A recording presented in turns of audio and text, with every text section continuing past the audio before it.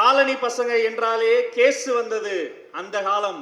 காலனியின் மீது கை வைத்தால் சிறுத்தை வரும். இது திருமாகாலம். காலம் மாறி இருக்கிறது நண்பர்களே. 1956ஆம் ஆண்டு முதல் முறையாக கொண்ட கொள்கைக்காக சிறை சென்ற மனிதர் தனது வாழ்நாளில் 53 முறை சிறை சென்ற மாமனிதர், 90ஐ தாண்டி பறந்து கொண்டிருக்கிற பகுத்தறிவு ராக்கெட், திராவிடர் கழகத்தினுடைய மாண்புமிகு தலைவர் ஆசிரியர் கி வீரமணி ஐயா இப்பொழுது வாழ்த்துரை வழங்குவார். கைத்தட்டல் அந்த வானையே பிளக்கட்டும். ஆசிரியர்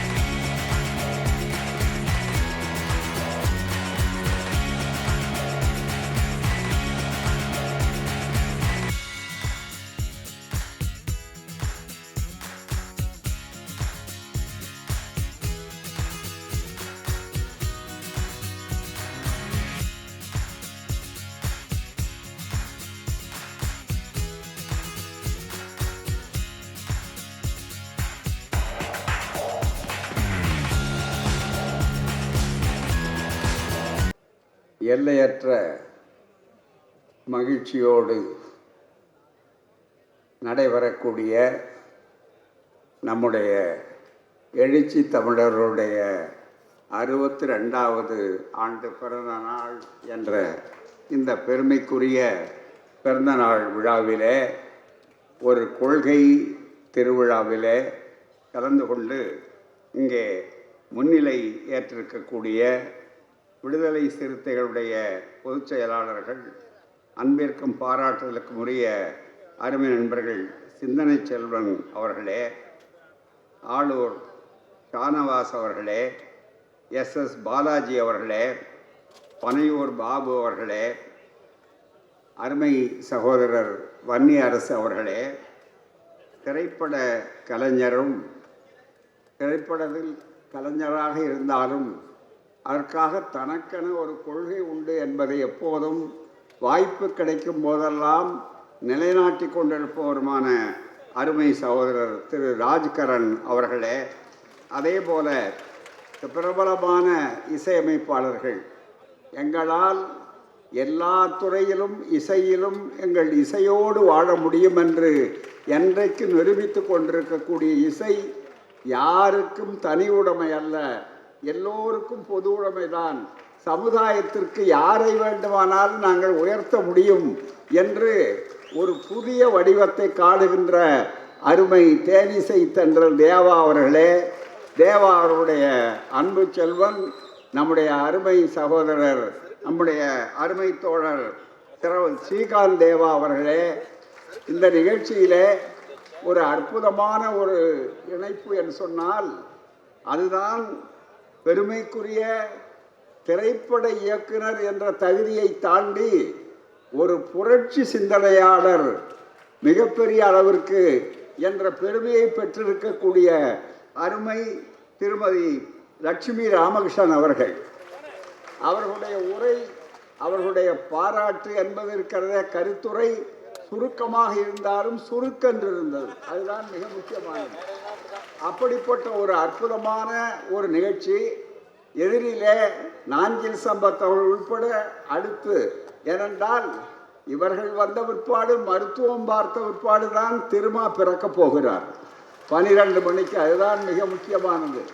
அப்படிப்பட்ட ஒரு அற்புதமான ஒரு நல்ல சூழல் இங்கே. அதுபோலவே பட்டிமன்ற பேச்சாளர் சொன்னாலும் என்றாலும் ஆழமான கருத்துக்களை ஆணித்தரமாக எடுத்து சொன்ன அருமை தோழியர் நீலவேணி முத்து அவர்களே, இந்த நிகழ்ச்சியிலே கலந்து கொள்கின்ற எண்ணற்ற எண்ணரும் சகோதரர்களே, விடுதலை சிறுத்தைகளே, சீரும் சிறுத்தைகளே, வேரும் விழுதும் வளமாக இருக்கிறது என்பதற்கு அடையாளமாக இருக்கக்கூடிய அருமை நண்பர் அவர்களே, அதே போல தொலைக்காட்சியிலே மட்டுமே பார்த்திருப்போம், இங்கேயும் வந்து வாழ்த்துகிறோம்னு சொல்லக்கூடிய அன்பு சகோதரர் அவர்களே, நண்பர்களே, உங்கள் எல்லோருக்கும் அன்பான வணக்கம். வழமையானவன் வழமையான விழாவிலே வழக்கம் போல் வாழ்த்த வந்திருக்கிறேன், அவ்வளவுதான், வேற ஒன்றும் இல்லை. இது நம்முடைய குடும்பத்து விழா, அதுதான் மிக முக்கியமானது. எனவே நான் இதிலே வராவிட்டால்தான் செய்தியாகுமே தவிர வந்தால் அது செய்தியாக இருக்காது. அதுதான் மிக முக்கியம். ஏனென்றால் இப்போது திருமா அவர்களை பற்றி சிலருக்கு திடீர் காதல், அரசியல் காதல் வந்திருக்கிற காலகட்டம் இது. ஆனால் எங்களுடைய பாசம் குடும்ப பாசம், கொள்கை பாசம். இரத்த பாசத்தை விட கொள்கை பாசம் இருக்கிறத, அது கெட்டியானது, பிரிக்கப்பட முடியாதது. அந்த கொள்கை உறவுகள் தான் இங்கே ஜாதி இல்லை, மதம் இல்லை, கொள்கை உண்டு, லட்சியம் உண்டு. அதற்காக எந்த விலையும் கொடுக்கக்கூடிய தெம்பும் திராணியும் இங்கே கூடியிருக்கிற அத்துணை பேருக்கும் உண்டு. அப்படிப்பட்ட ஒரு அருமையான இந்த நிகழ்ச்சியிலே கலந்து கொள்வதில் பெருமையும் மகிழ்ச்சி அடைகிறோம். மிகப்பெரிய அளவுக்கு சமூக மாற்றம், சமூக புரட்சி, அறிவு ஆசான் தந்தை பெரியார் அவர்களும், அதே போல புரட்சியாளர் டாக்டர் அம்பேத்கர் அவர்களும் ஒரு நாணயத்தின் இரண்டு பக்கங்கள். அவர்களுடைய எந்த கொள்கைகளை எடுத்து சொன்னாலும், மேற்கோள்களை எடுத்து சொன்னாலும், அதற்கு கீழே பெரியார் என்று போட்டால் அம்பேத்கர் சொன்னதற்கு கீழே பெரியார் என்று போடலாம், பெரியார் சொன்னதற்கு கீழே அம்பேத்கர் என்று போடலாம். ஏனென்றால் கருத்தியலால் ஒன்றுபட்டவர்கள். அதுபோலத்தான் நாங்கள் இங்கே அந்த பணியை செய்து கொண்டிருப்பதிலே தான், அந்த பணியை சிறப்பாக செய்து கொண்டதற்குத்தான் உங்கள் வாழ்க்கை நீள வேண்டும். உங்களை வாழ்த்த வந்திருக்கிறோம், சம்பிரதாயத்துக்கு அல்ல, பெருமைக்காக அல்ல, விளம்பரத்துக்காக அல்ல, அரசியல் லாபத்துக்காக அல்ல. சில பேர் உங்களை பற்றி ரொம்ப கவலையோடு இருக்கிறார்கள். இப்போது அவர்கள் நன்றாக நினைத்து பார்க்க வேண்டும். என்றைக்கும் உங்களுடைய காவலர்களாக நாங்கள் இருக்கக்கூடியவர்கள், அதை நினைத்து பார்க்க வேண்டும். திராவிடம்தான் காப்பாற்றும், திராவிடம்தான் ஒன்றாக ஆக்கும், திராவிடம்தான் உயர்த்தும், அதில் ஒன்றும் சந்தேகமே இல்லை. இதை நன்றாக புரிந்திருக்கிறவர் எழுச்சி தமிழர் அவர்கள். இதில் யாருக்கும் சந்தேகம் வேண்டிய அவசியமே கிடையாது. இந்த நேரத்தில் ஒன்றை சொல்ல வேண்டும். நீண்ட காலமாக இன்னமும் ஒரு அழகான ஒரு சிறப்பு என்னவென்று சொன்னால், இங்கே மற்ற சகோதரர்கள் பாராட்டியதை விட அருமை திரு இயக்குனர் லட்சுமி ராமகிருஷ்ணன் அவர்கள் ஒரு வார்த்தை சொன்னார். ஜாதி இல்லை, மதம் இல்லை என்று சொன்னார். ஆனால் அவர் மாறி இருக்கிறார். ஆனால் இன்றைக்கு இன்னமும் ஜாதி இருக்கிறது சொல்கிற கூட்டம், ஜாதி இருக்கின்றது என்பானும் இருக்கின்றானே என்றார் புரட்சி கவிஞர். இருக்கிறார்கள், இருப்பது மட்டுமல்ல, அதை காப்பாற்ற வேண்டும் என்று சொல்கிறார்கள். காப்பாற்ற வேண்டும் என்று சொல்வதை விட இன்றைக்கு அரசியல் சட்டத்தையே மாற்றியாக வேண்டும், மனு தர்மம் வந்தாக வேண்டும் என்று சொல்லக்கூடியவர்கள். அந்த மனு தர்மம் வந்தால் என்ன ஆகும் என்பதைத்தான் தந்தை பெரியாரும் அம்பேத்கர் அன்றும் என்றும் திருமா போன்றவர்களும் எங்களை போன்றவர்களும் இந்த பணியை இன்றைக்கு செய்வதற்கு அவசியமே இதுதான் மிக முக்கியம். மனிதர்களுக்குள்ளே எதற்கு பேதம் என்று கேட்டார்கள். உண்மை, அந்த சமுதாயத்தை காணுவதற்காகத்தான் இன்றைக்கும் நாம் போராட வேண்டி இருக்கிறது. இன்னமும் ஆணவ கொலைகள், இன்னமும் ஜாதிக்காக சொந்த பெற்ற பிள்ளையை பாசத்தை தூக்கி எறிந்துவிட்டு கூலிப்படையை கொண்டு வந்து கொல்லுவதற்கு தயாராக இருக்கிற அந்த வெறித்தனம் இருக்கிறத, அந்த வெறித்தனம் ஜாதி தெருவுகள் அல்லவா, ஜாதி ஆணவம் அல்லவா? மதத்தால் மிக முக்கியமாக சிறுபான்மை சமுதாயமா, அவர்களை அலட்சியப்படுத்துங்கள், அவர்களை ஒதுக்குங்கள், அவர்களுக்கு குடியுரிமை கொடுக்காதீர்கள் என்று சொல்லக்கூடிய அளவிற்கு மதத்தை காரணமாக காட்டியவர்கள் மதம் பிடித்து அலைகிறார்கள்.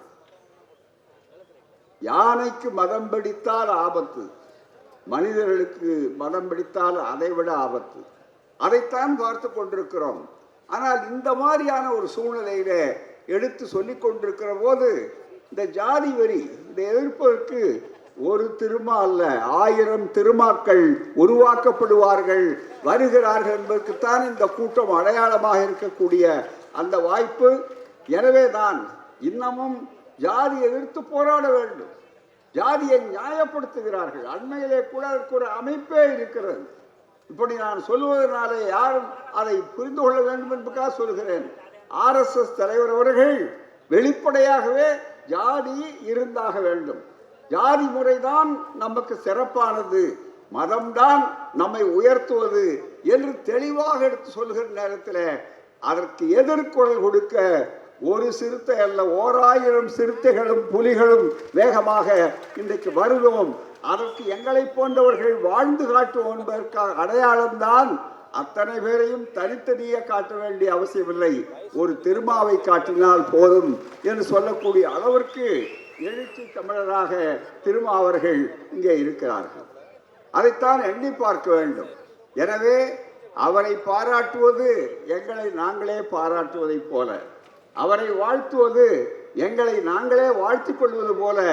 ஏனென்றால் இந்த குடும்பம், அதுவும் அவருக்கும் எங்களுக்கும் இருக்கிற நெருக்கம் இருக்கிறதே, அது சாதாரண நெருக்கம் அல்ல. இளைய தலைமுறை புரிந்து கொள்ள வேண்டும். அவருக்கு கொள்கை பாலூட்டி கொள்கை தாலாட்டு நடத்திய இடம் பெரியார் திடல் என்பதை யாரும் மறந்திருக்க முடியாது. எல்லோரும் நினைவுபடுத்திக் கொள்ள வேண்டும். எனவேதான் எங்களுக்குள்ளே இருப்பது கூட்டணி நட்பல்ல, இது உறவு. அதுதான் மிக முக்கியம். அந்த உறவு என்பது இருக்கிறதே, அது மிக முக்கியமான அடிப்படை. இரத்த உறவை விட நான் சொன்னதை போல கொள்கை உறவு. ஆகவேதான் திருமாவர்களே, இன்னும் நீங்கள் கண்ட களங்கள் ஏராளம், காண வேண்டிய களங்கள் இன்னும் அதிகமாக இருக்கின்றன. எனவே நீங்கள் வாழ வேண்டும் என்று சொல்வது இருக்கிறதே, அது திருமா என்ற ஒரு தனி மனிதருக்காக அல்ல. இந்த சமுதாயம் வாழ வேண்டும், இந்த சமுதாயம் விடுதலை பெற்றாக வேண்டும், இந்த சமுதாயம் எழுச்சி பெற வேண்டும். உலகத்திலேயே அம்மையார் அவர்கள் சொன்னார்கள், மிக தெளிவாக கருத்தை சொன்னார்கள். இன்றைக்கு உலகில் எங்காவது தீண்டாதவர்கள், நெருங்காதவர்கள், பார்க்கக்கூடாதவர்கள் என்று உலகத்தில் இருக்கிறதா என்று தெரியவில்லை. நீங்கள் நினைக்கலாம், என்னையா இதை பேசுகிறார் என்று. நம்மவர்கள் ஆஸ்திரேலியாவுக்கு போகிறார்கள், அமெரிக்காவுக்கு போகிறார்கள், படித்தவர்கள், படிப்பு கொடுத்தார்கள், படிப்பை பொது உடைமையாக்கினார்கள், கல்வி நீரோடையாக வந்தது, சமூக நீதி வந்தது. இந்த சமூக நீதியினாலே அங்கெல்லாம் சென்றிருக்கிறார்கள். பெருமை. சிந்தனை செல்வர்கள் சொன்னதை போல அந்த வாய்ப்பு கிடைத்திருக்கிறது. ஆனால் இவர்கள் போவதற்கு முன்னால் அங்கே ஒரு ஜாதி போயிருக்கிறது. அங்கே ஜாதி எதிர்த்து போராட வேண்டிய கட்டத்தில் இன்னும் இருக்கிறார்கள். அண்மையில வழக்குகள் போடப்பட்டிருக்கின்றன. இங்கிருந்து சென்றவர்கள் அங்கே ஜாதி பிறக்கவில்லை. ஆனால் இங்கிருந்து சென்றவர்கள் எதை ஏற்றுமதி செய்யக்கூடாதோ அதை ஏற்றுமதி செய்து அங்கே வழக்கு மன்றத்தில் ஜாதி போட்டுக் கொண்டிருக்கிறார்கள். எனவே இது உலகளாவிய இயக்கமாக இன்றைக்கு ஜாதி ஒழிப்பு இயக்கம் மனித நேயத்தை, சுயமரியாதையை, சமத்துவத்தை உருவாக்க வேண்டும். சமத்துவம் வெறுப்பு அரசியல் அல்ல, சுயமரியாதை வெறுப்பு அரசியல் அல்ல. அனைவருக்கும் அனைத்தும் என்பதுதான் சமூக நீதி. நம்முடைய முதல்வர் அவர்கள் தந்தை பெரியாரர்களுடைய பிறந்த நாளை சமூக நீதி நாளாக கொண்டாடினார்கள். டாக்டர் அம்பேத்கர் அவர்கள் புரட்சியாளர்களுடைய பிறந்த நாளை அவர்கள் சமத்துவ நாள் என்று அறிவித்தார்கள். அப்படி கொண்டாடும் நேரத்தை சமத்துவம், சமூக நீதி இவைகளெல்லாம் இருக்கிற காலகட்டத்தில் அதுக்கு என்ன விளக்கம் என்று சொல்கிற நேரத்தில் ஒரே ஒரு வரியிலே சொன்னார்கள், அனைவருக்கும் அனைத்தும். அதைத்தான் அவர்கள் சொன்னார்கள், அனைவருக்கும் அனைத்தும். யாருக்கும் வஞ்சனை கிடையாது, யாருக்கும் ஆதிக்கம் கிடையாது, அனைவருக்கும் அனைத்தும். யாதும் ஊரே யாவரும் கேளீர் என்ற பரந்த விரிந்த ஒரு தத்துவத்துக்கு எதிரானதுதான் சாதி, வர்ணாசிரம தர்மம், மதவெறி, ஜாதி வெறி. ஆகவேதான் ஏன் பெண்களை கூட அவர்கள் எந்த ஜாதியாக இருந்தாலும் இவர்களுடைய அமைப்பு முறையில் இருக்கிற உயர் ஜாதி, கீழ் ஜாதி என்றாலும் அந்த பெண்களை நமோ சூத்திரர்கள் என்றுதான் முத்திரை குத்தினார்களே தவிர அவர்களை சமத்துவத்தை, பெண்கள் படித்தவர்களாக இருந்தாலும் அவர்களும் படிக்கக்கூடாது, அவர்களும் உத்தியோகம் பெறக்கூடாது என்று சொன்னார்கள். அண்ணல் அம்பேத்கர் அவர்கள் அவ்வளவு பெரிய சட்ட மேதையாக இருந்து அரசியல் சட்டத்தை எழுதி கொடுத்து பிறகு சட்ட அமைச்சராக ஆகி வழிகாட்டி கொண்டிருக்கிற நேரத்தில் இந்து சட்ட திருத்த மசோதா என்று ஹிந்து கோட் பில் வந்தபோது அவர் ஏன் பதவி விலகினார்? தனக்கு பெரிய இலாக்கா கிடைக்கவில்லை என்பதற்காகவா? தனக்கு பிரதமர் பதவி கிடைக்கவில்லை என்பதற்காகவா அண்ணல் அம்பேத்கர் அவர்கள் புரட்சியாளர் பதவி விட்டு விலகினார்? இளைஞர்களை தெரிந்து கொள்ளுங்கள். இன்றைக்கு ஒரு கட்சியில இருந்து இன்னொரு கட்சிக்கு போகும்போது பதவியை மையப்படுத்துகிறார்கள். அல்ல, அவர் மாறாக மகளிருக்கு சொத்துரிமை என்று கொண்டு வந்தார். மகளிருக்கு இந்து சமுதாயத்தில் இருக்கக்கூடிய இந்து மதத்தில் இருக்கிற பெண்களுக்கு ஆண்களுக்கு மட்டும்தான் சொத்துரிமை. ஆணாதிக்கம் அதுதான் மிக முக்கியம். பிறவி பேதம் சொல்லுகிற போது சுயமரியாதை இயக்கத்தின் முதல் கொள்கை என்று வருகிற போது அந்த பிறவி பேதத்துக்கு விளக்கம் சொன்னார் தந்தை பெரியார். பிறவி பேதம் என்றால் மேல் ஜாதி கீழ் ஜாதி என்பது மட்டும் பிறவி பேதம் அல்ல. ஆண் உயர்ந்தவர் பெண் தாழ்ந்தவர் என்ற அதையும் முதுகெலும்பை முதிப்பதைப் போல முடிக்க வேண்டும். அந்த பேதத்தை அகற்ற வேண்டும் என்று சொன்னார்கள். அந்த பேதத்தை அகற்றுவதற்கு அன்றைய சனாதனம் ஒப்புக்கொள்ளவில்லை. பாராளுமன்றத்தில் நேரு உதவி செய்ய முடியவில்லை பிரதமராலே. அதன் காரணமாகத்தான் அவர் பெண்ணுக்கு சொத்துரிமை, அவ்வளவுதான்.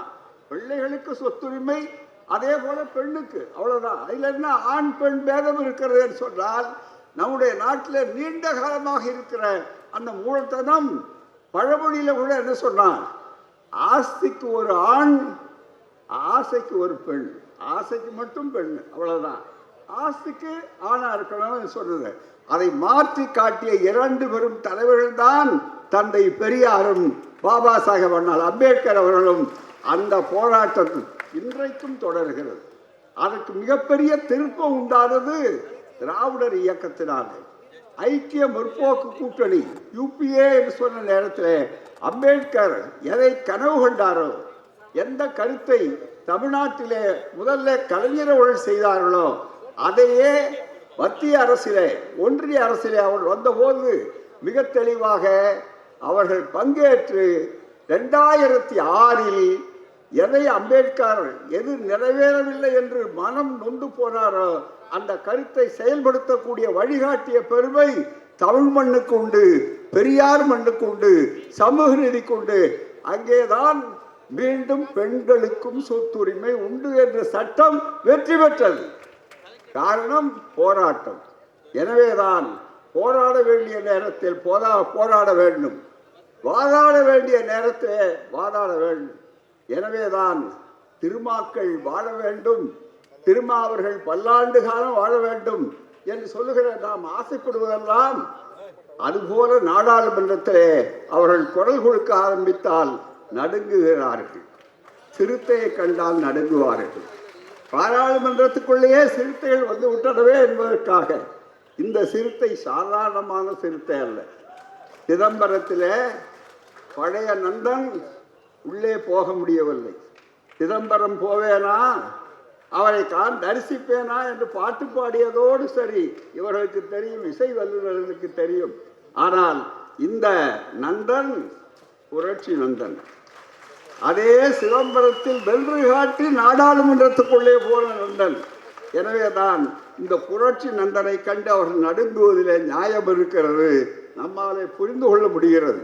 அதன் காரணமாகத்தான் நீங்கள் நீண்ட காலம் இங்கே போராட்டத்துக்கு வர வேண்டும். களத்தை தயாரித்து வைத்திருக்கிற நேரத்தில் இன்னும் நம்முடைய பணிகள் முடியவில்லை.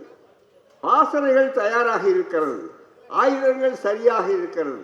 இந்த நேரத்தில் நான் ஒன்றை உங்களுக்கு அறிவுரையாக அல்ல, உரிமை உறவு உரையாக, இது ஒரு புது சொல், உறவு உரை, அதுதான் மிக முக்கிய. அறிவுரை அல்ல, உறவு உரை.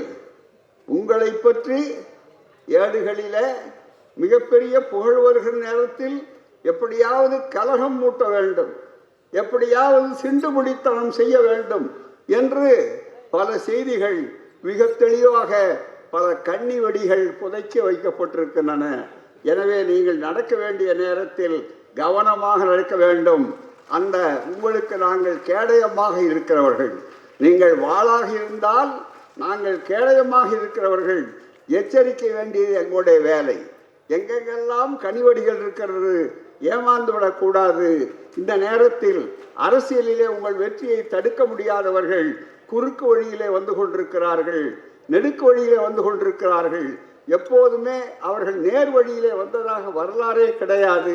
அப்படிப்பட்ட ஒரு சூழ்நிலையில உரிமையோடு உங்களை சொல்ல கடமைப்பட்டிருக்கிறோம்.